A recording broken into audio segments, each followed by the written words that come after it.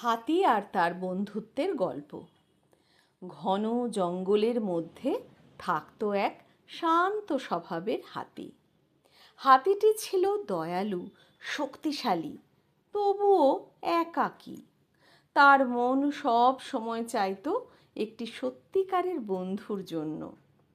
একদিন জঙ্গলে হাঁটতে হাঁটতে হাতির দেখা হলো একটি খরগোশের সঙ্গে।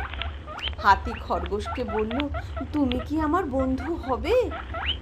খরগোশ হেসে উত্তর দিল, তুমি এত বড় আর আমি এত ছোট, আমরা একসঙ্গে খেলতে পারবো না।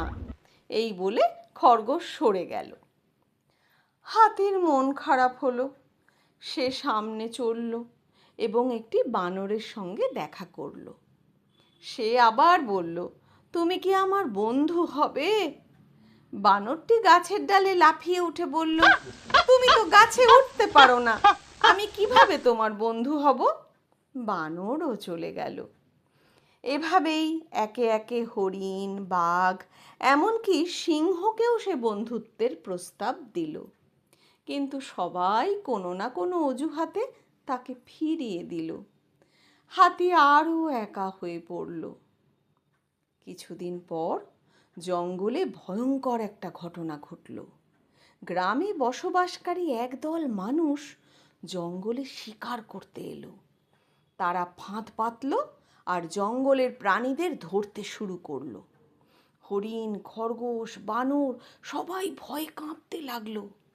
তখন হাতি এগিয়ে এলো। তার বিশাল দেহ আর শক্তিশালী শুঁড় দিয়ে সে শিকারীদের ভয় দেখালো। গর্জন করে গাছ ভাঙলো, শুঁড় দিয়ে ফাঁদ ছিঁড়ে দিল। মানুষগুলো ভয়ে পালিয়ে গেল। জঙ্গলের প্রাণীরা আবার নিরাপদ হলো।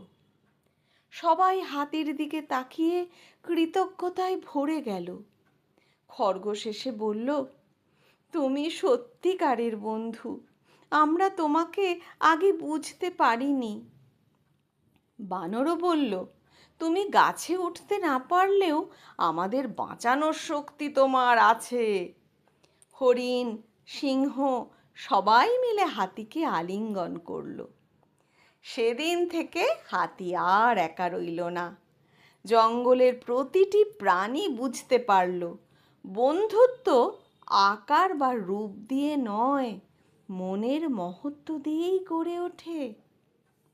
শিক্ষা: সত্যিকারের বন্ধু সেই যে বিপদের সময়ে পাশে